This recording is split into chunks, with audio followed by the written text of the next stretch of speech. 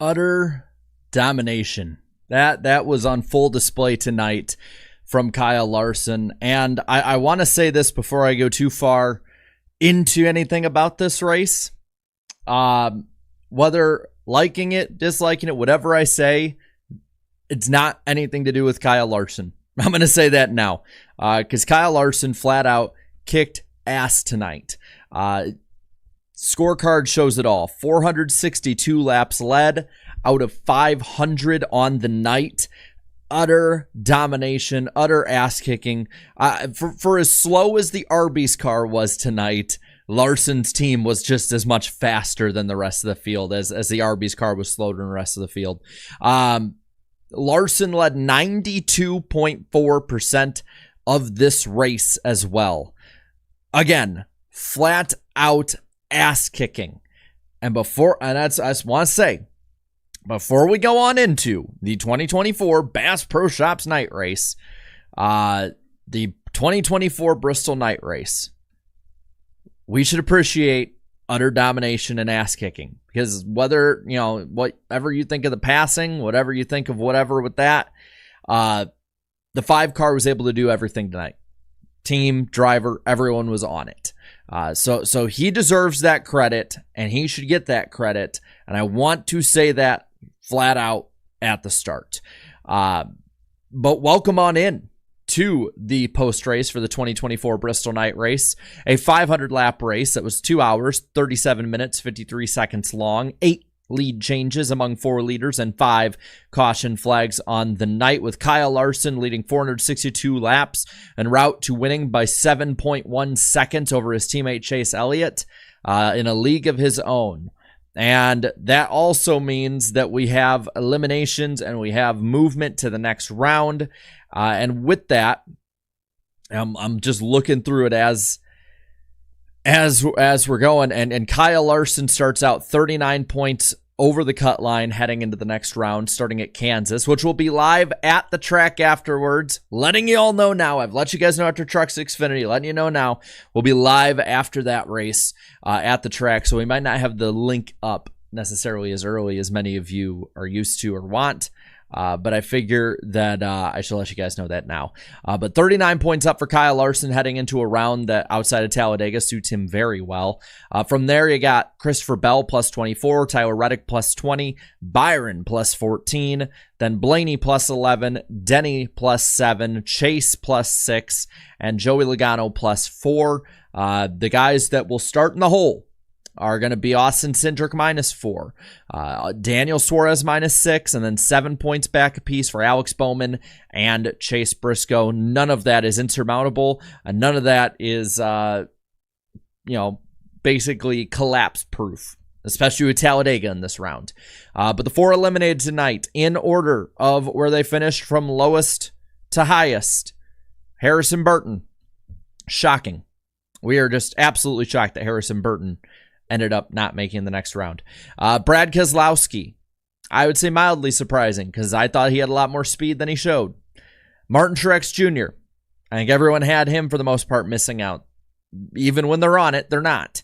And Ty Gibbs, the 16 seed coming in, out in the first round, laughing on up on the win pick and all that.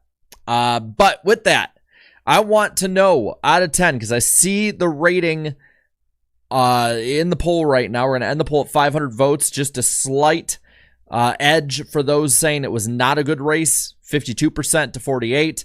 Give me out of 10 what you thought of this race, 10 being the best Bristol night race you've ever seen, being like 2012 or whatnot, 1 being the worst race you've ever seen.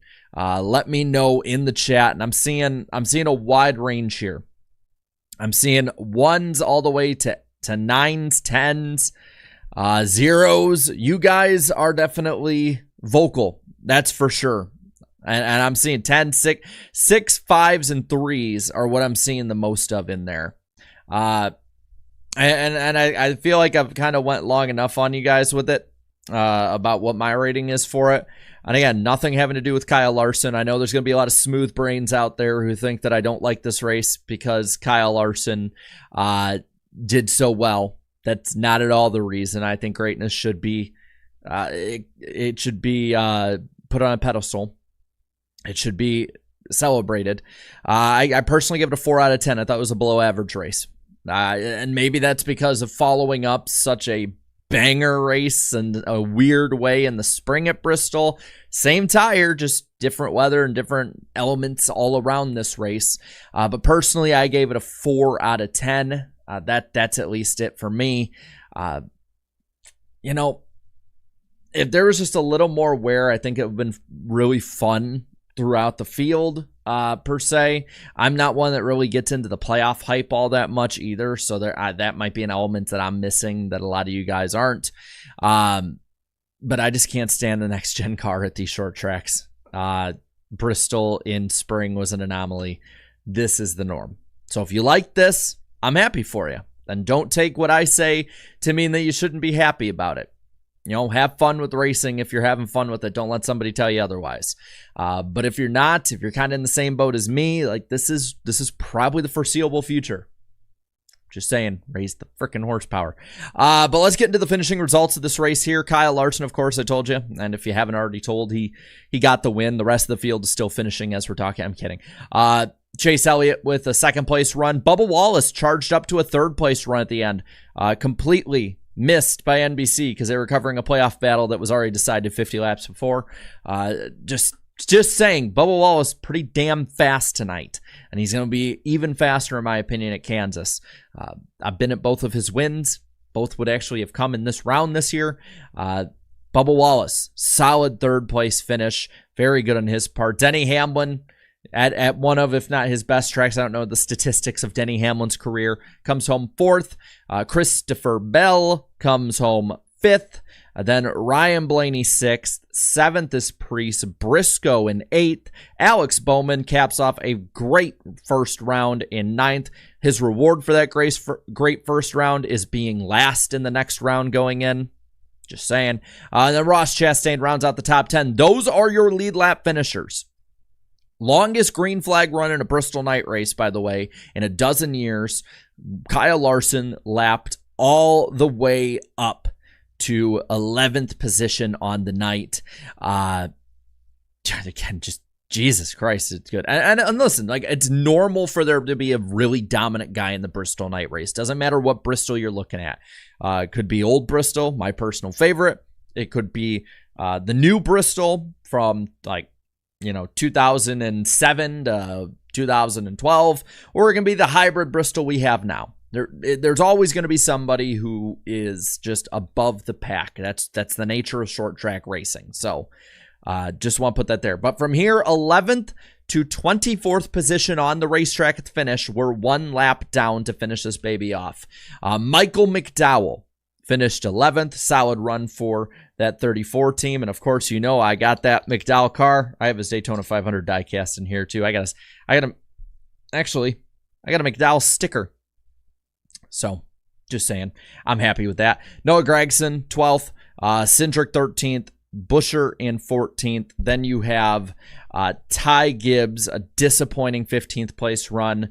Just was never able to recover from that speeding penalty. And that was a true line throughout the entire pack, is just, if you got stuck in the back, you were stuck there, and there was nothing you were going to be able to do about it. Did not matter how fast your car was, did not matter what your strategy was, you were stuck back there, which is, again, something that really needs to be fixed, in my opinion. From there, 16th, we had Zane Smith, another solid run for Spire, especially after the news this week of Justin Haley being traded over for Corey LaJoie to go to Rick Ware. He's got to feel really, really good looking at that, because after Byron in 17th, Carson Hocevar 18th, and listen, top 20s, only a lap down in the Bristol night race for a team like Spire, that is a win. From there, Hemrick finishes 19th, Tyler Reddick finishes 20th position on the night. Then Austin Dillon, Justin Haley, AJ Allmendinger, and Martin Truex Jr. through 24th here. 25th, 2 laps down, Kyle Busch was never a factor all night. Has not really been a factor at Bristol in a while. Then you got Brad Keselowski 3 down, same with Stenhouse 26th, then 27th. 4 laps down to 32nd here, starting with 28th place Joey Logano, Josh Berry in 29th, Eric Jones in 30th, who had a run-in with Daniel Suarez at one point, where Suarez basically kept him sideways for half of the straightaway. Classic Bristol stuff there. From there, though, it's Suarez again, 31st. 32nd is Todd Gilliland. 9 laps down in 33rd, John Hunter Nemechek, who brought out the first caution, just limped around the rest of the night. 34th, the Arby's car. Spam Arby's in the chat. I'm pretty sure I saw him more than Kyle Larson tonight. Josh Balicki, 33 laps down because he was just slow. I put it on Twitter. I said that Arby's may have the meats. They don't have the speeds. That's for sure. Though some did say maybe they have the runs, so that might be a thing. Last on track, 78 laps down, is Harrison Burton. Managed to finish the race at least. Corey LaJoie out in his final race at Spire in 36th, 37th, and last is Kaz Grala in the 15. And tonight I will remember to do this. This will not be next week when we are live at Kansas after each of the top 3 series races. I'm just going to say it again. So keep an eye out. Even if it's not up halfway through the race, it will be up after the race unless the internet takes a gigantic dump. But we are going to put up the little ticker here. So if anyone missed the finishing order, it is all up here, right there. There you go. Actually, if I wanted to be more accurate, I'd just make it like this. There you go. Now it's accurate. Kidding. Sorry. I'm in a jokey mood tonight. I'm sorry. But the biggest stories tonight, because there really wasn't, again, too much. I personally thought each race got kind of progressively worse as the weekend went on. If you don't count ARCA as the first one and you count trucks instead. I thought trucks is way better than ARCA. But overall, some of the bigger stories here, the fact that Suarez and that 99 team, they tried to give up that gigantic ass lead that they had, that buffer that they had. They used just about every bit of it. I think at one point at the last run, it was within 2 to 3 points as Ty Gibbs was moving forward. But you know what? It's kind of like Jeff Burton said. If they just kept it calm, stayed out there, ran their race, and let the chips fall as they would, it was going to be really difficult for Ty Gibbs to make up those spots. Even if he just had to go from 8th to 6th because of how difficult it was passing out there, it was going to be pretty much in the 99's favor the entire time at that point. We talked about Kyle Larson dominating, kind of looking through the finishing order a little bit more. It was for every bit of the race at Watkins Glen that the playoff guys completely crapped the bed. They made up for it and then some in this race. While the top 10 only had 7, I believe, of the 10 finish that were playoff guys in there, each of the stages, if I'm not mistaken, each of the stages had 9 playoff guys in them. The other end of this part 2 was the fact that I'm just like keeping an eye on if there's anything that happens. Man, we need a good Bristol fight, man. We just need a good fight by the end of the year. Like, we've had close finishes, we've had beating and banging, we've had people kind of get in each other's faces and tussle a bit. But it's been a while since we have a good fight. Maybe we can have one next week. We have one next week. I'll just come on and be like, holy shit, look at what we saw. I don't think we're going to have that tonight. And if we do, I don't know if it'll be shown. But the other end of that Suarez storyline, by the way, I'm looking over here because that's where the TV is. The other end of that Suarez storyline was, of course, Ty Gibbs, that speeding penalty early on after the first stage. I mean, it happened on lap, I think, like 134.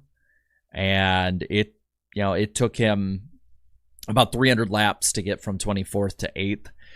Bristol's always been difficult to pass on, but that's just, that's just, it's rough at that point. Because even as difficult as it is, it should not take 300 laps for a car that I think had top 5 speed until we burned the tires up.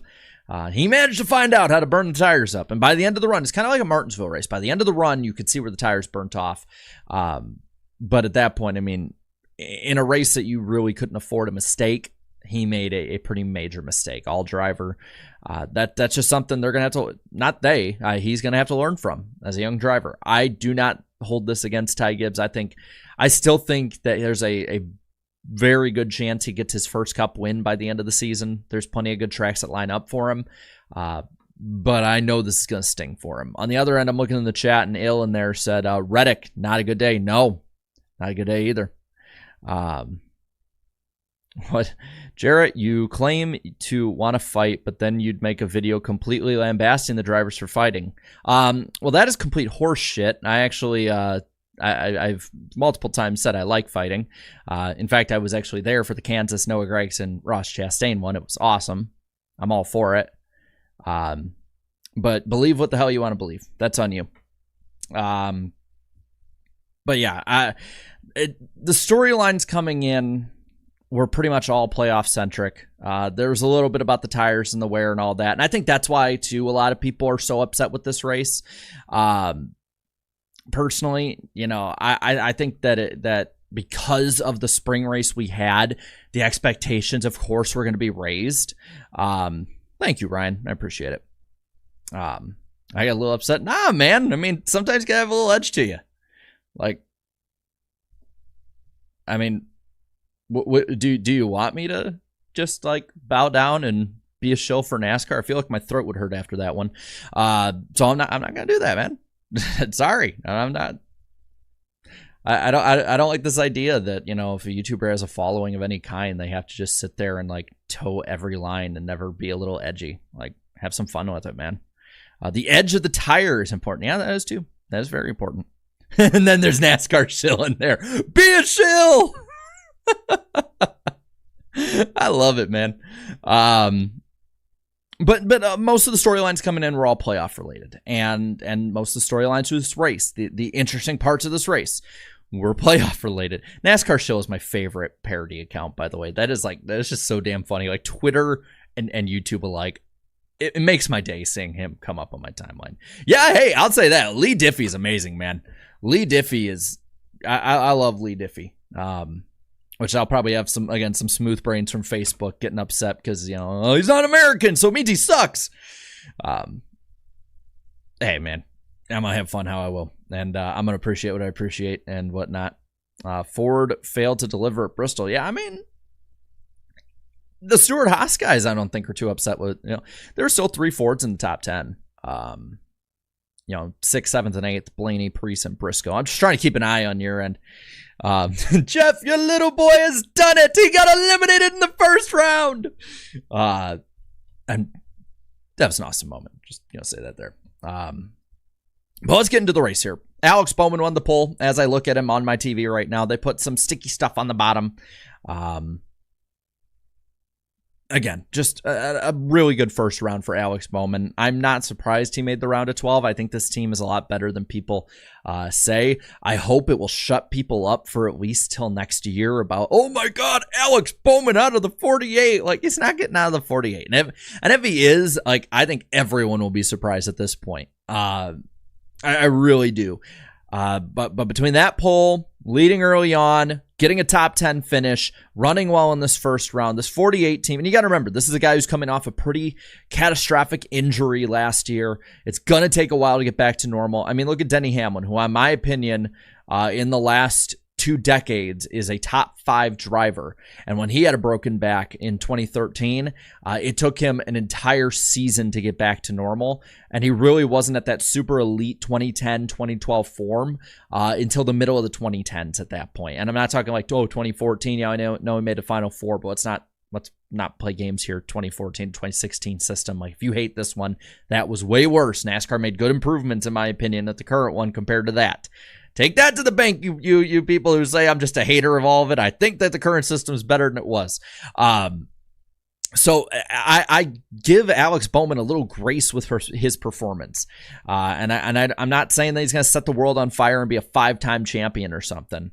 But I'm just saying it's a pretty good showing from a team that I think everybody counted out heading into this. I still think he can make the round of 8 as long as he survives Talladega. I think that's the key.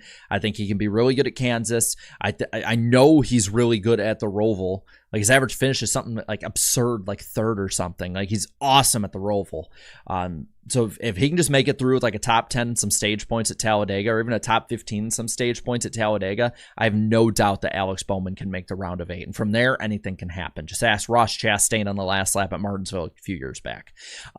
So I just want to say that off the top as well. But really early on, the big highlight of stage 1 happened early on with the right rear flat and the spin from John Hunter Nemechek. A little contact, I think, from his teammate Eric Jones before that. I think kind of spearheaded that operation of misery.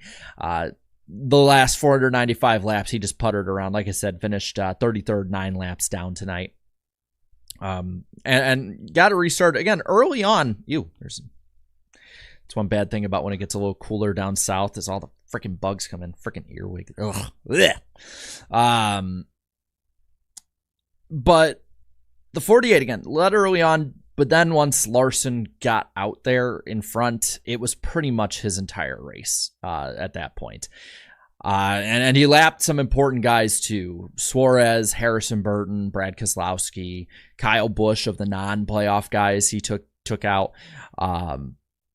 And he easily won the stage over Bowman, Bell, Truex, Byron, Hamlin, Briscoe, Gibbs, Elliott, and Bubba Wallace. At this point, because of the stage points and where everybody else is running, all of that, Christopher Bell advances after stage 1. Not surprised. Again, that 20 team, I think when they're able to keep it on the track and have stuff not happen that's bad, really, really good team.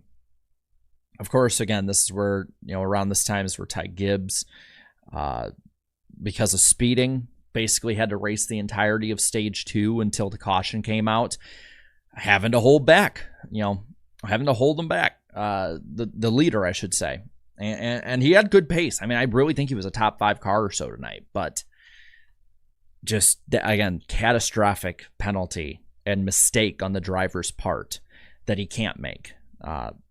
And I'm wondering, because I don't have like the stat sheet on me, but when Kyle Larson took the lead from Bowman, like how many laps at that point did he not lead the rest of the night? Because it had to be something like, probably less than like 10, I would say, because Bowman led so much early on.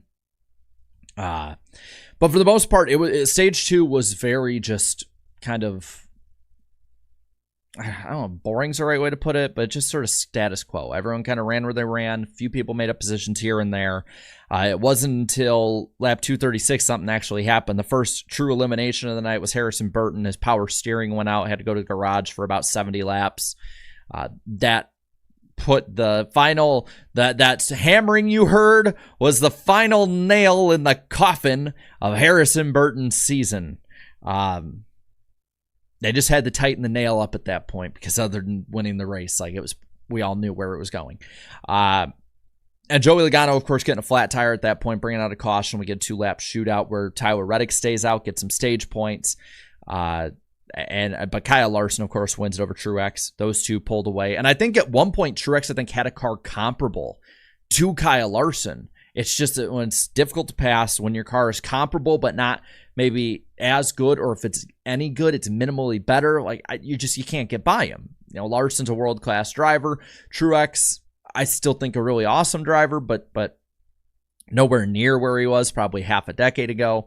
And a 2-lap shootout, you're not going to do that. So then after that, third was Hamlin, Reddick fourth, which I think was very solid on his part because at one point that team was like 10 points in, and that. It could have, with a 20th place finish there, if something happens, it's Bristol. If you get like a flat tire, that's 2-3 laps on pit road. You're losing those 10 points.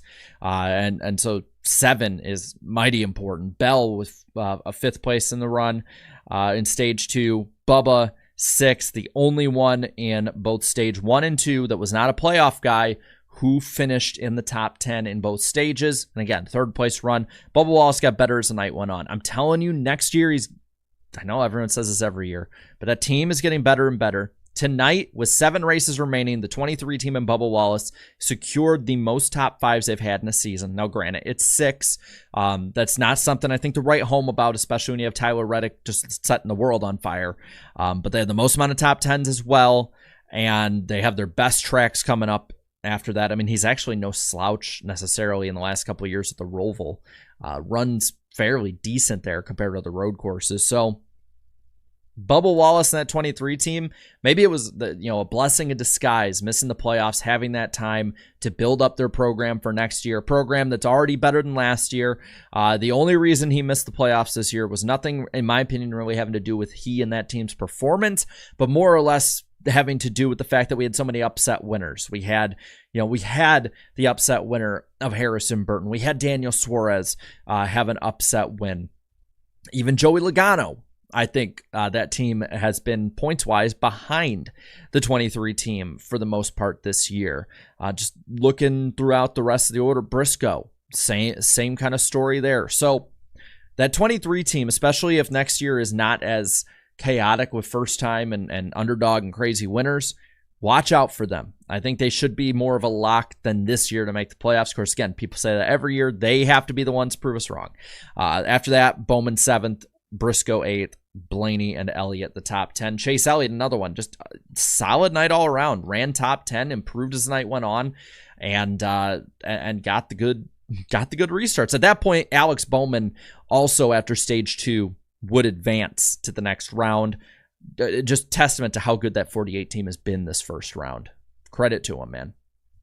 And we get to the final stage, and I'm not going to lie to you guys. Not very often I try and show my notes, but not much. Not much in the final stage happened. It was just a pretty straightforward green flag run to the finish. And those who, for the most part, I would say outside of the Truex penalty, which we'll talk about in a moment, pretty much everyone who was inside that top 12 did what they had to do to stay in that top 12. Let's see. But we get it restarted, and Truex actually for half a lap kept pace with the 5, but could not very long. And Larson just starts gapping them, and for the most part, after those first 5, 6, 7, 8 laps, give or take, the field single files out. They sort of run in the same position, and then it takes way later now in the run, especially compared to the spring, for tires to fall off for them to start getting that pace up. I'll say this, about 175, 180 to go. There was a great 3-wide battle, I want to point out, from the 14, 11, and the 19 for second place. Amazing racing, I say. And a big bright spot. And again, that's why I say if they can just get the tires right, maybe raise the horsepower, do whatever you have to do to fix it little by little. I don't think Bristol is like Martinsville. Like Martinsville is fundamentally broken with this car. I think that Bristol, I don't think you need as many changes necessarily to get it right. You just got to find that magic formula, the secret formula. Ask Mr. Krabs for it. I don't know. And from there, I think you'll be able to have consistently better racing at Bristol. I feel like they're closer. I really do. I know a lot of people don't, but I feel like they're closer than most people give them credit. But right as the racing gets good, Corey LaJoie has to ruin it by crashing. I kid because Corey LaJoie in this run was running top 10 for much of it, running 11th at the time that he crashed, spun into the wall. Looked like by Barry, they said. I almost thought maybe something broke on the car. They really never followed it up. But I want to give him credit because, again, he gets a lot of hate. I know I made like just a little Snyder marker, a little joke, just some fun stuff. But he ran really decently tonight. And I think gave Spire an admirable run to finish off.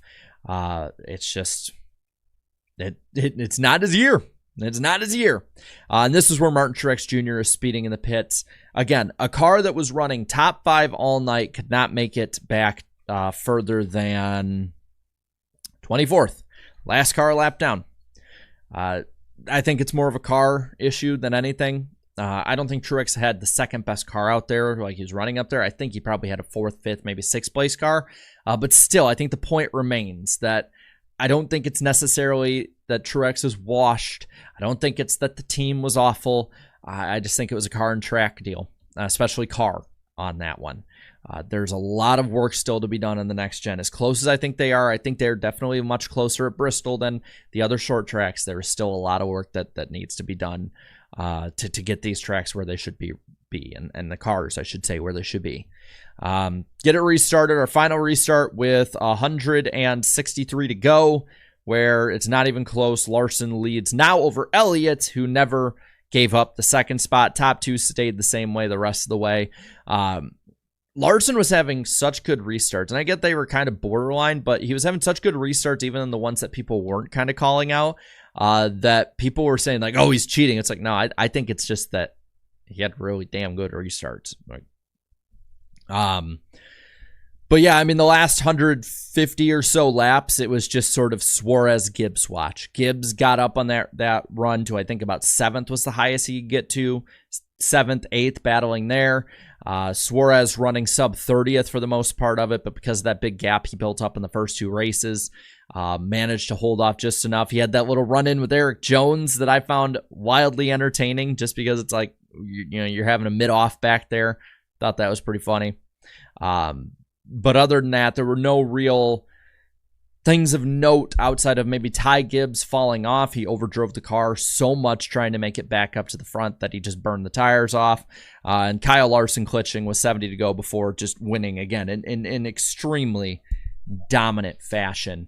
But that is this year's Bristol Night Race. Just letting you guys know. Again, we'll be live at the track right after the races, more than likely. Probably won't have the streams up till very late, if not after the races altogether, so keep an eye there. Just letting you know in advance. And we'll be live on Eric Estep's channel for NWP this Wednesday night, so that should be a lot of fun. Let's look at these super chats you guys left. I've been trying to keep an eye on the chat, for better or worse. I know a lot of people are like, ooh, somebody's got a little bit of salt tonight. Just a little bit of edge. Antar Das with the 2 here says, that was a good old-fashioned spanking. Yes, it was. Yes, it was. I like that CBB in the chat. MTJ's already fishing in his mind. Yeah. He's like, oh, I got a speeding penalty? Damn. And like his mind, he's like on Lake Tahoe trying to catch like a largemouth bass. Hunter Nixon fishing for the 5 here says, glad my driver Larson won, but objectively this race was bad. Yeah, I'd say below average and definitely at the low end of below average. 4, I give it a 4, but I could easily give it a 3. I'll just say that. Definitely, I think in the bottom 5, bottom 10 maybe of races this year. There's been some stinkers. Mustang 2006 for the 5 years says, the Bass Pro Shops car being eliminated at the Bass Pro Shops night race. Wow, feel for Truex, but it's been a miracle he even made it to the playoffs, in my opinion. Yeah, that team is just, ever since that he announced his retirement, he and that team have just been just booty, and not in a good way. I'm not going to watch whatever this USA show is. But yeah, I feel for Truex fans. I'll say what I said last week and the week before and what I've said for a couple weeks. As someone who's had his driver retire, just enjoy having him while he's here. Enjoy watching him race every week. I know he'll be back for a couple next year. Xfinity, Daytona 500, probably some other cup races. But you're not going to have him every week ever again, so enjoy it. Even if he's sucking. This thing is, if you're a Truex fan, this is from me as a former Dale Earnhardt Jr. fan. Well, and current. NASCAR has never been the same for me since Dale Jr. retired, right? Ever since, from that cutoff line, and luckily I found awesome people to be on YouTube with and have a channel and all that. So like I got like almost like a rebirth of a NASCAR fan for me. But still watching every race is not the same. It's not the same when I'm not looking for that clad red 8 car or that 88 car out there. So just enjoy it, because NASCAR will never be the same for you again. And that's not a bad thing necessarily, but you don't know what's coming next. So enjoy it. And that goes for all of you. Enjoy these drivers while they're here. Because I feel like next up on the chopping block is like Kyle Busch, right? So got to enjoy him. The Oodles 69 says, still the stupidest move in the last 10 years, Ford blocking SHR hiring Larson, and the smartest hire by Hendrick. Yeah, smart hire by Hendrick, dumb move by Ford. I don't think Kyle Larson resurrects or continues to keep the corpse of Stewart-Haas Racing alive, because I think Tony would have found a reason to be upset with Ford and NASCAR. Tony Stewart is not one that I necessarily look at as being someone to sit and do something long-term without being disgruntled in some way. And that team still wasn't exactly running all that well, even when they were going at the end of the year for Larson. So I think that he would have probably had a similar run as he had in Ganassi, maybe a little bit better. SW for the 5 here says, the race is pretty average. It's not like the spring race back then. Well, at least I take a 3rd place finish from Bubba. Congrats to Larson. Yeah. I really hope that the media talking heads talk a little bit about it. I know we'll talk a little on Wednesday night on Eric's channel about it, about Bubba Wallace with another solid top 5. That team is, I really think that team is setting up for a good 2025. A really good 2025. Garrett Buki with the 5 saying, second most disappointing race of the year behind the Coke 600 in my opinion. Trying to pass a car 3 laps down was impossible for like 100 laps. Not wrong. Not wrong at all. Sheepbot05 for the 2. Embarrassing showing of this short track package. I feel like almost every short track race since 22 has been, they've like taken, like they take a step forward and then 2 steps back. It's frustrating. And I feel for all of you just as much as I feel for myself having to watch it. Like, selfishly, I want there to be a really good short track racing. So, like, even on the most basic level, like, just as a fan, I want it to be good, obviously, but just on a selfish level, like, more of you guys would want to hang out in here and we'd have like a banger of a time, you know, if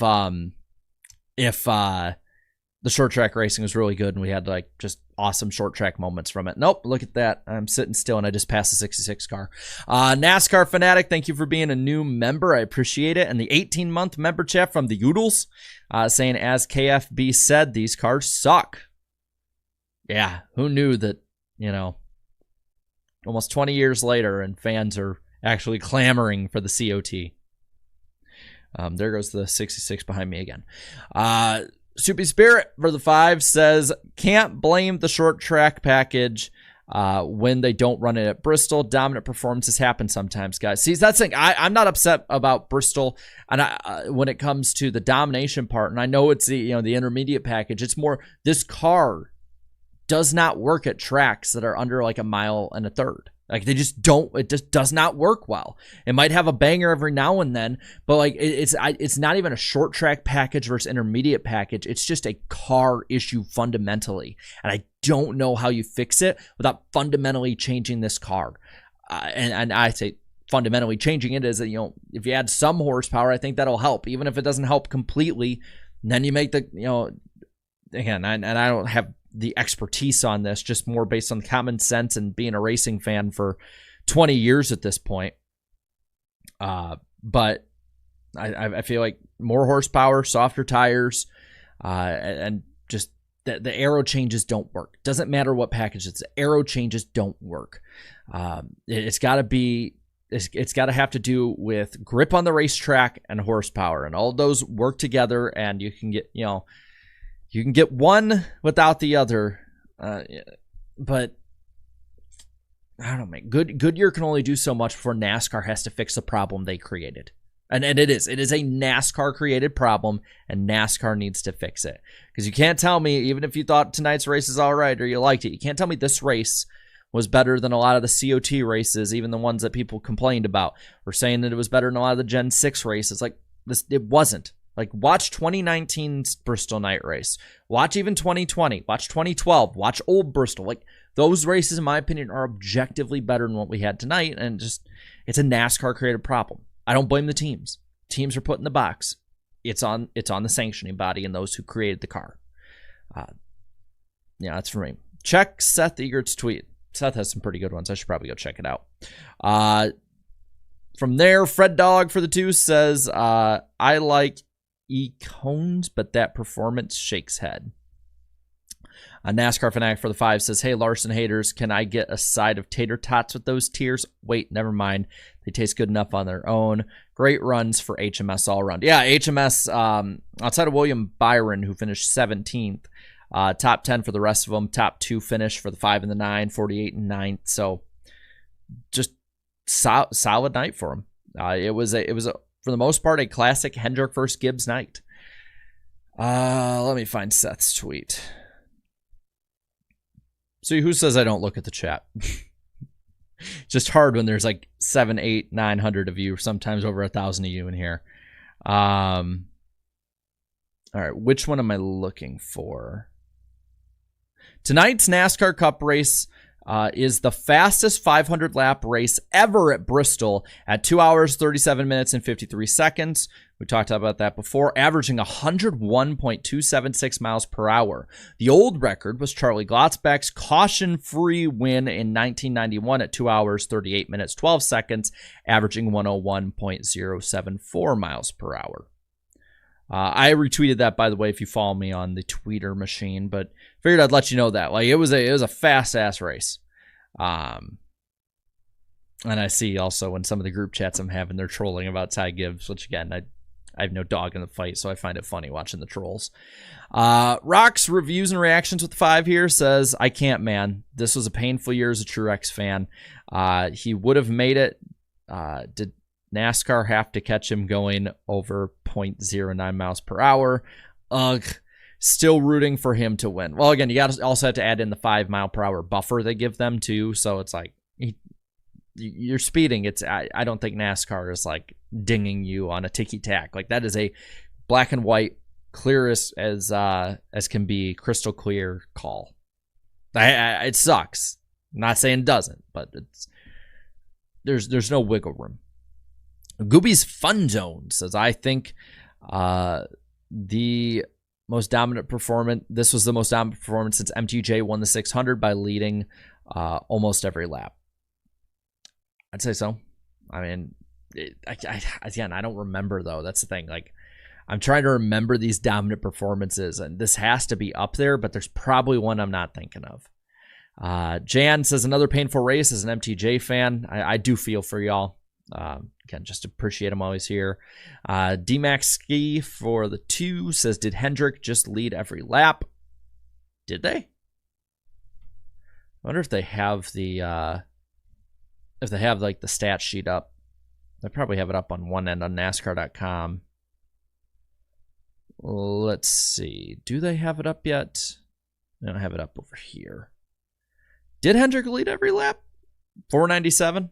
No, at 497. I'm assuming. But so some of you are saying yes. That's the thing. All but 3. That's right, because Reddick stayed out. Okay. So yeah, 497 laps, which is like 99.6%, I want to say. Let me double check. We have time. It's a Saturday night. That's one thing. Fun part about Saturday night races is that most of us have 99.4%. Damn.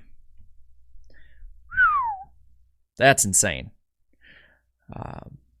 Alessandro says, in 2015 at Dover, Kevin Harvick won the race by leading 96% of the laps. All but 4, Reddick 3, Bubba 1. So it was a lot of laps. It was an ass kicking. I think we can agree on that one. Michael here with the 5 says, I love MBM, Josh Bilicki, and everyone else who drives the car. I do too. But other than Retzlaff at Richmond, they need to be more competitive. Arby's TV time. Yeah, it's insane. There we go. Just passed him again. It was like every time, because like there were times where, like, I'm gonna be honest with you, there were some long spurts of this race where I was just like, looking down at my phone, being like, oh, come on, let's run the clock out. I look up and I'm like, hey, the Arby's car just got lapped again. It was like every 20 laps, which at Bristol, every 20 laps is like 4 or 5 minutes. Depending on the pace of the race. So, rough. Steve-O with another 5 here says, 0.09 miles per hour cost MTJ the playoffs. Feeling bad for the MTJ fans. Really hope he gets one more win before the year is over. I feel bad for y'all. I'll say that again. And I do hope he gets a win. And I think he has a good shot next week. Remember, I mean, until like a couple weeks ago, his last top 5 was at... or is it still at? I'm not sure. But one of his like best runs, his best run that I can remember was at Kansas, where he probably could have won that race if it goes green. Scott McNew with the 10. How's it going, bud? An astounding stat. This race had 46 fewer lead changes in the spring. And at least this race was more exciting than Michigan's QB play this season.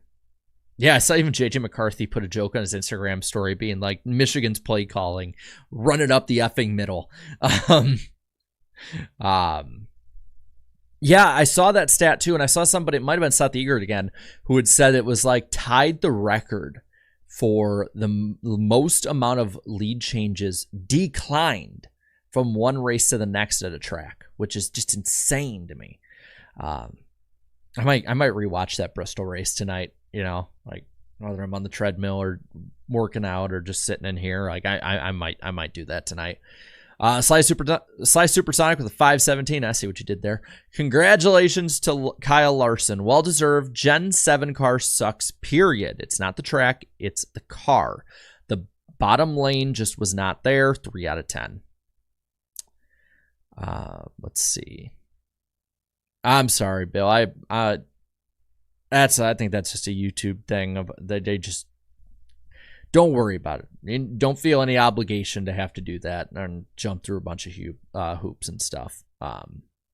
Just wanted to point that out. Bill said didn't realize the hoops you have to jump through on an iPhone to get a membership. I know it's really, really behind with the times. Don't feel obligated. And it goes to that when you don't have to feel obligated to like pay anything. Like it's just it's nice, but it's no obligation for that. I want to say that now. I know. I remember I made a joke on the podcast like 2 months ago or something. I made like, we were like joking around about something during the super chat segment. I'm like, I'm just in it for the money. And I legitimately had people being like, how can you be so selfish and shallow? And I'm like, I'm joking, man. Like, it's really not about that. Like, I enjoy talking with you guys about this stuff. So do not feel obligated at any point to have to do anything. If not, I think the desktop version is probably the most streamlined way of it. It's just, YouTube did not change that stuff. Fred Dog with 5 says, why is JGR so bad about speeding penalties? They always seem to get caught with one at a bunch of races, and it really burned them hard tonight.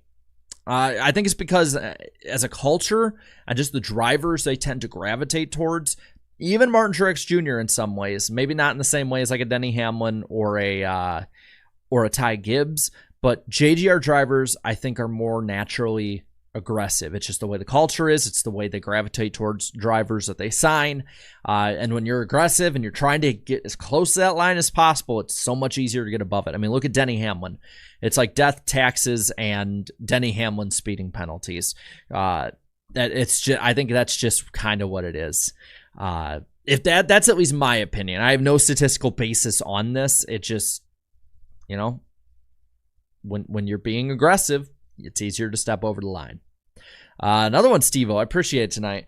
Would love to see SMI reconfigure the track every 10 years. Go to asphalt and then switch between the old bump and run, then the hybrid, switch things up. It just would cost so much money. I don't think, this entire industry is in money-saving mode right now. If they were to do anything, which I do think at some point this track is probably going to need to get a repaving, not a resurfacing. It needs, I think, a complete repave just to make sure they get it right.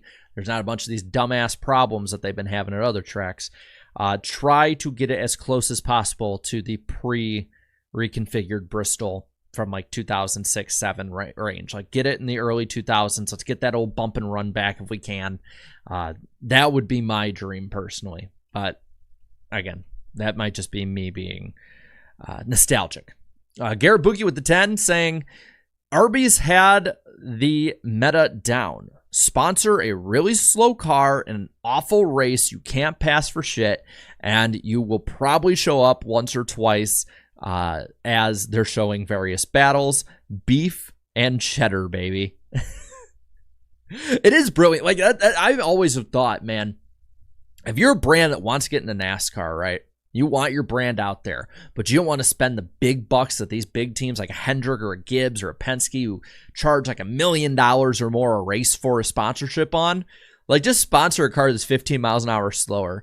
Because, like, chances are that car will be slow enough. At some point, you'll hit the jackpot of, like, a Kevin LePage moment where like your sponsor and like that advertising, those advertising dollars will forever be etched in the history of NASCAR because his car was so damn slow that somebody ran into the back. That almost happened tonight.